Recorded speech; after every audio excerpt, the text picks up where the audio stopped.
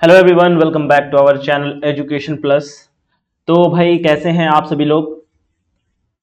चलिए आज हम लोग स्टार्ट करने वाले हैं बेसिकली फिजिक्स का जो हमारा नेक्स्ट सेशन है, जिसमें हम लोग बात कर रहे होंगे इफेक्टिव मास, ठीक है, ईके डायग्राम्स और फर्मी एनर्जी लेवल्स। ठीक है, तो इससे प्रीवियस क्लास में हम लोगों ने क्या देखा था, हम लोगों ने देखा था क्या, क्रॉनिंग पेनी मॉडल। ठीक है, जो एग्जाम पॉइंट ऑफ व्यू से काफी ज्यादा इंपॉर्टेंट है। अगर आप लोगों ने नहीं देखा है उसे तो फटाफट आप लोग YouTube पर टाइप कर सकते हैं, या फिर इस डिस्क्रिप्शन में आपको मिलेगा फिजिक्स का आपको मिलेगा डिस्क्रिप्शन, जिसमें हम प्लेलिस्ट में ऐड कर दिए हैं प्रीवियस क्रॉनिंग पेनी मॉडल जो पढ़ाए हैं वो। ठीक है, नहीं तो आप डायरेक्ट यूट्यूब पर सर्च कर सकते हैं क्रॉनिंग penny model by education plus, आप लोग को मिल जाएगा। तो चलिए फिर अब हम बात करते हैं। ठीक है, बात करने से पहले कि हम लोग बिहार इंजीनियरिंग, ठीक है, जो फर्स्ट ईयर में अभी हैं, first year second year third year जो भी है, तो अभी फिलहाल फर्स्ट ईयर में जो भी बच्चे हैं वो अपना फर्स्ट सेमेस्टर सेकेंड सेमेस्टर का प्रिपरेशन फ्री ऑफ कॉस्ट कर सकते हैं। वो भी कहाँ से, एजुकेशन प्लस के साथ, जो जिन्होंने सारा का सारा जो भी चैप्टर हमारा है वहां पर फर्स्ट ईयर सेकेंड ईयर में, वो सारा का सारा कंटिन्यू हो रहा है। आप लोग चाहे तो जाके देख सकते हैं, आप लोग प्लेलिस्ट में नीचे डिस्क्रिप्शन में लिंक डाला हुआ है, आराम से आप लोग वहां से जाके देख सकते हैं। तो चलिए भाई हम अपने क्लास को स्टार्ट करते हैं। बेसिकली जो है हमारा क्या है, एनर्जी मास, सॉरी इफेक्टिव मास, ईके डायग्राम्स। ठीक है, उसके बाद फिर फर्मी एनर्जी, जैसा अगर हम लोग वहां तक पहुंच गए तो बहुत बेहतर। चलिए भाई, तो मैंने हमारा आज सबसे पहला जो गोल है वो क्या है भाई, इफेक्टिव मास वो क्या होता है। ठीक है, उसके बाद ईके डायग्राम्स क्या होता है, इन सब के बारे में हम लोग बात करेंगे। तो सबसे पहले इफेक्टिव डायग्राम्स पढ़ने से पहले हम कल का थोड़ा सा रिवीजन कराते हैं कि आखिर हम लोगों ने कल क्या पढ़ा था। तो कल हम लोगों ने मेनली पढ़ा था क्या, क्राउनिंग पेनी मॉडल्स। वो क्या होता है भाई, वो ये होता है कि सबसे पहले जब हम लोग को क्रॉनिंग पैनिंग मॉडल, यानी कि इन दोनों साइंटिस्ट नहीं थे, तो सब लोग मानते थे कि कोई भी इलेक्ट्रॉन अगर मूव कर रहा है किसी क्रिस्टल में, तो वो क्या कर रहा है, कांस्टेंट, ठीक है, पोटेंशियल से मूव कर रहा है। ठीक है, उसका एनर्जी क्या है, फिक्स है। लेकिन दो साइंटिस्ट आए, क्रॉनिंग साहब और पेनिंग, दोनों ने मिलकर कहा कि नहीं, कोई भी अगर एटम किसी भी क्रिस्टल के अंदर अगर मूव कर रहा है तो उसका क्या चीज फिक्स नहीं है, उसका एनर्जी फिक्स नहीं है, यानी कि पोटेंशियल एनर्जी फिक्स नहीं है। वो क्या कर रहा है, पीरियोडिकली चेंज कर रहा है। कैसे चेंज कर रहा है, दो न्यूक्लियस के बीच में अगर कभी भी इलेक्ट्रॉन आ रहा है तो उसका पोटेंशियल एनर्जी मैक्सिमम हो जा रहा है, और जैसे ही वो न्यूक्लियस के करीब आ जा रहा है तो उसका पोटेंशियल एनर्जी एकदम मिनिमम हो जा रहा था। ये मेन चीज हम लोगों ने कल पढ़ा था। ठीक है, उसमें कुछ कुछ रिलेशन भी था जो आज भी हम लोग इस्तेमाल करेंगे। जब हम लोग इस्तेमाल करेंगे तो हम लोग उसको एक बार रिकॉल कर लेंगे। तो चलिए बात करते हैं सबसे पहले कि इफेक्टिव मास ऑफ इलेक्ट्रॉन आखिर है क्या चीज। ठीक है, यानी कि हम लोग बात करेंगे कि इफेक्टिव मास का जरूरत ही क्यों पड़ा। तो सबसे पहले हम ऐसा सिनेरियो पेश करते हैं कि मान लेते हैं कि हमारा एक इलेक्ट्रॉन क्या है, आइसोलेटेड है, यानी कि क्या है कि वैक्यूम में। ठीक है, तो सबसे पहले हम एक अपना इलेक्ट्रिक फील्ड बनाते हैं जिसका अभी हम लोग को जरूरत है। तो सबसे पहले देखो भाई, किसकी बात कर रहे थे हम, हाँ एक सेकेंड,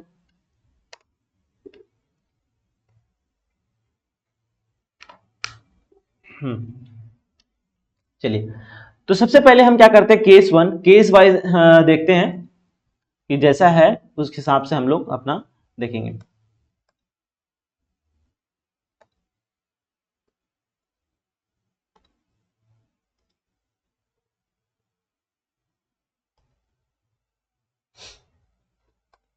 चलिए सबसे पहले हम लोग क्या करते हैं, केस वन स्टार्ट करते हैं। केस वन, जिसमें हम लोगों को क्या मानना है, हम लोग ये मान के चलेंगे कि अभी इलेक्ट्रॉन क्या है, वैक्यूम में। तो सबसे पहले electron present in a vacuum, case one.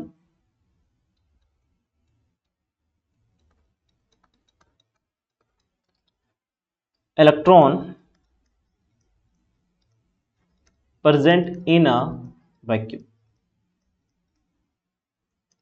Electron vacuum में प्रेजेंट है। ठीक है, इलेक्ट्रॉन वैक्यूम में है और कुछ क्या है, इलेक्ट्रिक फील्ड अप्लाई है।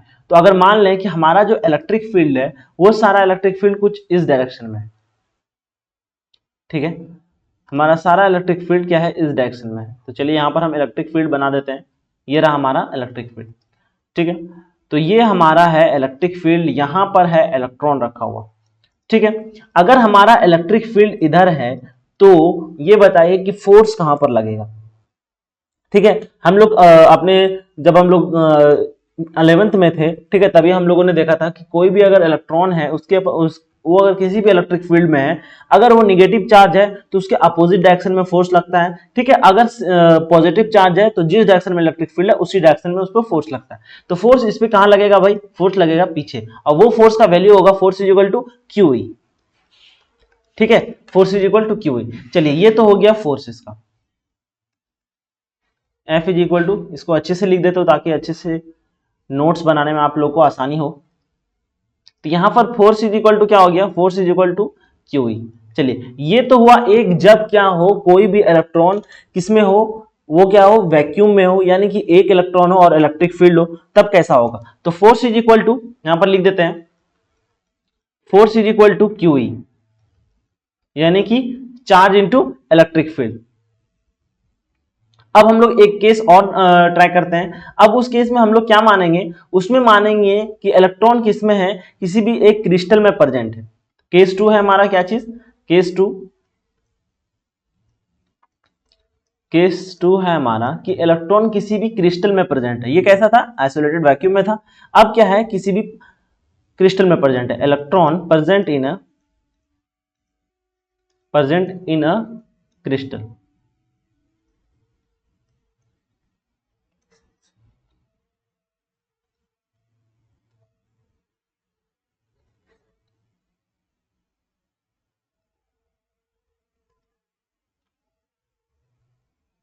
Present in a crystal. अगर मान लो किसी भी क्रिस्टल में अगर इलेक्ट्रॉन प्रेजेंट है तब क्या होगा।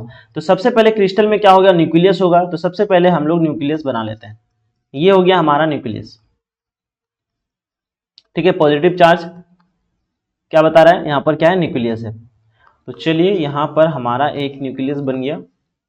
चलिए अब यहां पर क्या है, एक इलेक्ट्रॉन है। ये समझ लीजिए कि हमारा क्या है, एक इलेक्ट्रॉन है। तो अब क्या होगा, यहां पर कितना फोर्स लगेगा।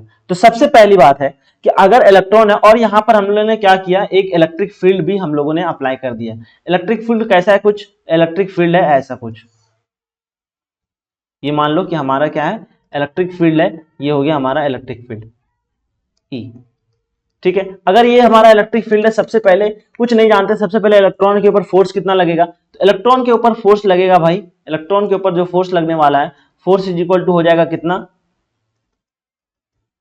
ये लगेगा फोर्स ऑन इलेक्ट्रॉन, किससे, बाय इलेक्ट्रिक फील्ड। इसीलिए हमने क्या लिखा, Fe।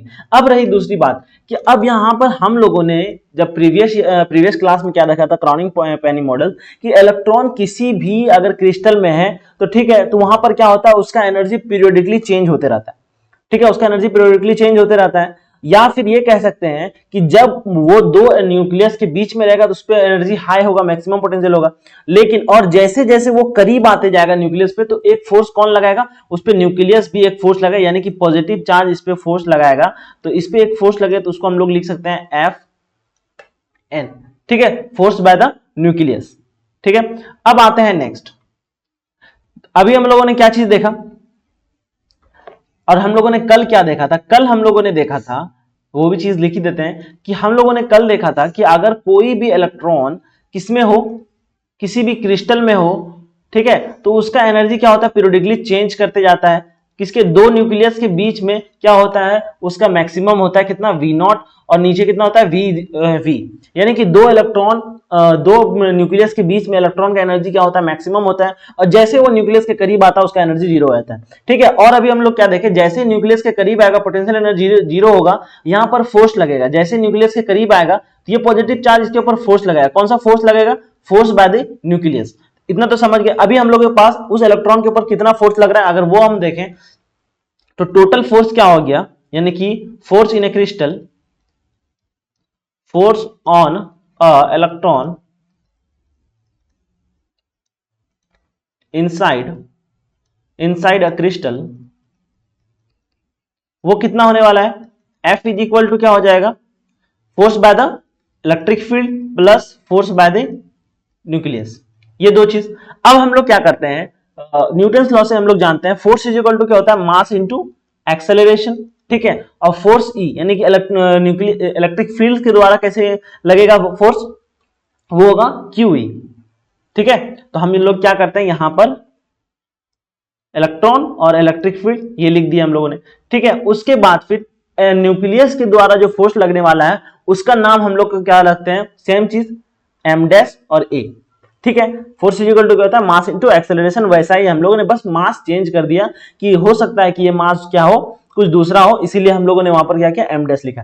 ठीक है, अब क्या करते हैं एक्सेलरेशन वाले, यानी कि जो जो जिसमें एक्सेलरेशन है उसको एक साथ लाते हैं, तो क्या हो जाएगा M A minus M dash A is equal to E electron into electric field. A आ जाएगा हमारा common, M minus M dash is equal to E, यानी कि M minus M dash will be equal to कितना हो जाएगा, E divided by ए। ठीक है, और यही हो गया हमारा इफेक्टिव मास। ठीक है, यानी कि कोई भी इलेक्ट्रॉन अगर किसी भी क्रिस्टल पे उस पर कितना फोर्स लग रहा है, 2 फोर्स लग रहा है। ठीक है, अगर फोर्स लग रहा है, अगर वहां से अगर क्लिक नहीं किया तो हम एक चीज और बताते हैं, वहां से उम्मीद करते हैं कि समझ में आ जाएगा। जैसे for example force is equal to क्या होता है, मास इनटू एक्सेलरेशन। तो अगर हम लोग बात करते हैं मास के ऊपर, तो मास इज इक्वल टू क्या हो जाएगा, फोर्स बाय एक्सेलरेशन, यानी कि मास जो है वो डिपेंड कर रहा है किस पे, फोर्स पर। ठीक है, अगर आपका फोर्स मास अगर चेंज होता है तो फोर्स भी क्या होगा, चेंज होगा। यानी कि पहले क्या था, इनिशियली क्या था, एक इलेक्ट्रॉन था तो वहां पर कुछ मास अलग था। ठीक है, दूसरे बार क्या हुआ, दूसरी सिनेरियो में जब क्रिस्टल में आया तो उसमें 2 फोर्स लग रहा था, एक इलेक्ट्रिक फील्ड के द्वारा और दूसरा क्या रहा था, फोर्स बाय द न्यूक्लियस। तो जिसकी वजह से मास भी चेंज होगा, तो ये हमारा एक नया मास बना। ठीक है, जिसको हम लोग नाम देते हैं इफेक्टिव मास। ठीक है, तो ऐसा करते हैं, इसका नाम हम चेंज कर देते हैं, नाम बदल के हम लोग क्या लिखेंगे, एम स्टार। ठीक है, एम स्टार। ठीक है, तो हम यहां पर लिख सकते हैं M star will be equal to, यानी कि effective mass is equal to क्या हो जाएगा भाई, E M divided by A. और ई एम को हम लोग क्या बोलते हैं, ठीक है, ई एम जो है हमारा उसको हम लोग कह देते हैं फोर्स, मतलब एक्सटर्नल फोर्स मान के चलते हैं। ठीक है, तो M star is equal to F external, क्योंकि एम ई जो था वो क्या था, ठीक है, यानी कि सॉरी एम ई नहीं, ये एम सॉरी ये ई कहां से आया, ये यहां पर कैपिटल ये होगा। ठीक है, और एफ एक्सटर्नल था, वही था तो इलेक्ट्रिक फील्ड के द्वारा फोर्स, वो कितना था, ई इंटू इलेक्ट्रिक फील्ड। तो यहां पर क्या लिखे, एफ एक्सटर्नल बाय ए। तो ये हो गया, अगर कोई भी इलेक्ट्रॉन किसी भी क्रिस्टल के अंदर है तो उसके ऊपर एक नया मास जो बनेगा उसका नाम क्या होगा, इफेक्टिव मास। यानी कि इफेक्टिव मास डायरेक्टली किस पे डिपेंड करता है, एक्सटर्नल फोर्स और दूसरा एक्सेलरेशन। ठीक है, चलिए ये तो हो गया हम लोग का। अब आते हैं हम नेक्स्ट टॉपिक। नेक्स्ट टॉपिक है हमारा, उम्मीद करते हैं यहां तक आप लोगों ने समझ लिया होगा, ज्यादा कुछ नहीं था। एक बार हम क्विक रिकॉल कर देते हैं कि सबसे पहले इलेक्ट्रॉन हम लोग क्या किए, एक वैक्यूम में रखे, यानी कि अकेला रखे और इलेक्ट्रिक फील्ड लगाए। जैसे इलेक्ट्रिक फील्ड लगाए तो यही तो है हमारा ई एक्स टी, भुलाइएगा नहीं। ठीक है, F is equal to Q E, और क्यू की जगह पे हम लोग क्या लिखे, इलेक्ट्रॉन ई। ठीक है, तो force is equal to Q. तो ये तो हो गया फर्स्ट सिनेरियो। अब हम लोग क्या करते हैं, क्रिस्टल में रखें, क्रिस्टल में जैसे रखें तो इलेक्ट्रिक फील्ड के द्वारा एक फोर्स इधर लगा और न्यूक्लियस एक फोर्स अट्रैक्टिव फोर्स लगेगा, क्योंकि माइनस है इलेक्ट्रॉन और पॉजिटिव क्या होता है, न्यूक्लियस होता है। तो जैसे ही दोनों एक दूसरे को देखेगा, अट्रैक्ट करेगा, तो वहां पर फोर्स क्या लगेगा, फोर्स बाय द न्यूक्लियस। तो दोनों फोर्स को हम लोगों ने क्या किया, ऐड कर दिया। कहां पर, यहां पर दोनों फोर्स को हम लोगों ने ऐड किया। तो ऐड करने के बाद जैसे सॉल्व किए तो यहां पर एक नया मास आया, m माइनस एम डैश। ठीक है, और वही जो है हमारा क्या है, इफेक्टिव मास, जो हम लोग यहाँ नेक्स्ट उसको चेंज किए, नया बना। तो यानी कि effective mass is equal to क्या होता है, F external by the acceleration. ठीक है, तो ये हो गया हमारा इफेक्टिव मास का डेरिवेशन। अगर एग्जाम में आए तो बस फटाक से ये लिख देना, आप लोग को आराम से मिल जाएगा। चलिए अब आते हैं नेक्स्ट, ईके डायग्राम्स।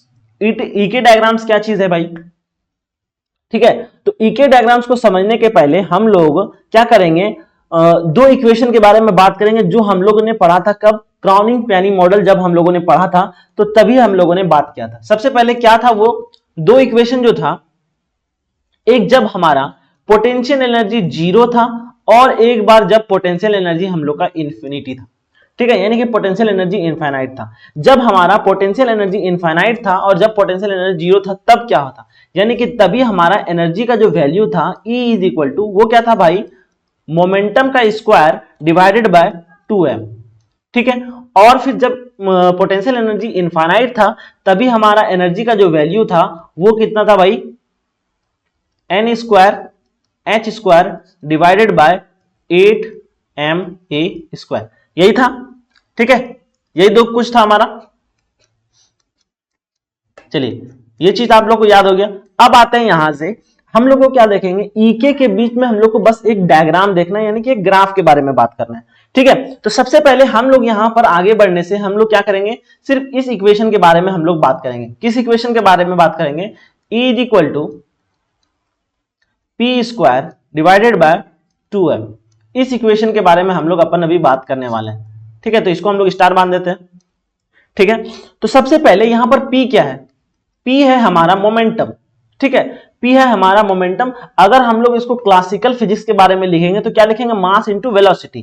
तो mv किससे, by classical mechanics, classical mechanics, ठीक है। उसके बाद फिर अगर हम लोग अगर P को क्वांटम मैकेनिक्स के बारे में अगर देखेंगे तो वो हम कैसे लिखेंगे, P is equal to cut H K, और के यहां पर क्या है, के है हमारा मोमेंटम वेक्टर, ठीक है। तो ये क्या है, by quantum mechanics, quantum mechanics, ठीक है। तो बस हम लोग को यहां पर किसके बारे में, एनर्जी और के के बीच में हमको सिर्फ एक डायग्राम बनाना है, ठीक है। तो ऐसा करते हैं हम लोग, और कट एच का वैल्यू क्या होता है वो हम यहां पर लिख देते हैं h/2π। अगर जरूरत पड़ा तो हम लोग क्या करेंगे, इसका इस्तेमाल कर लेंगे, ठीक है। तो सबसे पहले क्या करते हैं, इस इक्वेशन को यहां पर लिखते हैं, उसके बाद आगे की काम हम लोग करेंगे। E is equal to P square divided by 2m। उसके बाद फिर हम लोग क्या करेंगे, जो P है मोमेंटम जो है इसको हम लोग को क्या करना है, चेंज करना है, ठीक है। किसमें चेंज करेंगे, हम लोग को किसका रिलेशन चाहिए, इसका रिलेशन चाहिए, कट इसका रिलेशन। तो P की जगह पे हम लोग क्या लिखेंगे, कट एच इंटू के। तो यहां पर क्या हो जाएगा, कट एच इंटू के का स्क्वायर डिवाइडेड बाय 2m, ठीक है। अब यहां पर देखो, यहां पर क्या नया चीज बन गया, कट एच का स्क्वायर के का स्क्वायर डिवाइडेड बाय 2m, ठीक है। अब यहां पर देखो कि कट एच जो है वो भी एक कांस्टेंट टर्म है, 2 भी एक कांस्टेंट टर्म है, और m भी एक कांस्टेंट टर्म है, ठीक है। तो हम लोग क्या कर सकते हैं, इसको एक नया नाम दे सकते हैं, किसी भी कांस्टेंट को बदल के हम लोग एक नया नाम दे सकते हैं। तो वो क्या हो जाएगा भाई, मान ले हम इसको नाम दे देते हैं a, ठीक है। तो यहां पर लिख देते हैं कट एच का square divided by 2m is equal to a। इसका हम लोग क्या कर दिए, एक नाम हम लोगों ने रख दिया है, ठीक है। अरे समझ में नहीं आता है,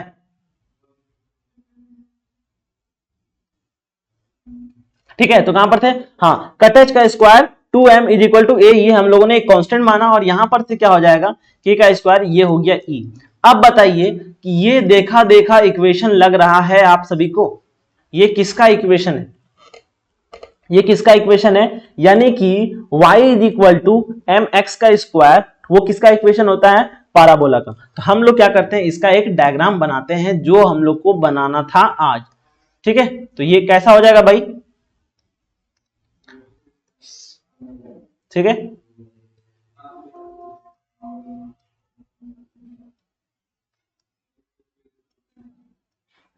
चलिए, तो क्या है, E is directly proportional to किसके ऊपर है, ए स्क्वायर, ठीक है, सॉरी के स्क्वायर, ए स्क्वायर नहीं, के स्क्वायर। तो हमारा कैसा ग्राफ बनेगा, पाराबोला। पाराबोला कैसा बनता है भाई, ऐसा, और चलिए, तो ये था हमारा ग्राफ किसका, ग्राफ ऑफ पाराबोला, ठीक है। यानी कि पाराबोला, ईके डायग्राम्स, ईके डायग्राम, ईके डायग्राम्स। चलिए ये हो गया। अब रही बात कि हम लोगों ने जो अभी पढ़ा तो इसका जरूरत क्या है, अभी हम लोगों ने जो पढ़ा इसका क्या जरूरत है, ठीक है। तो हम लोगों को अभी हम लोगों ने जो भी चीज पढ़ा इसका हम लोग को मेनली जरूरत पड़ेगा एक नया चीज समझने में, या फिर कह सकते हैं कि इस ग्राफ की हेल्प से हम लोग दो चीज पढ़ेंगे।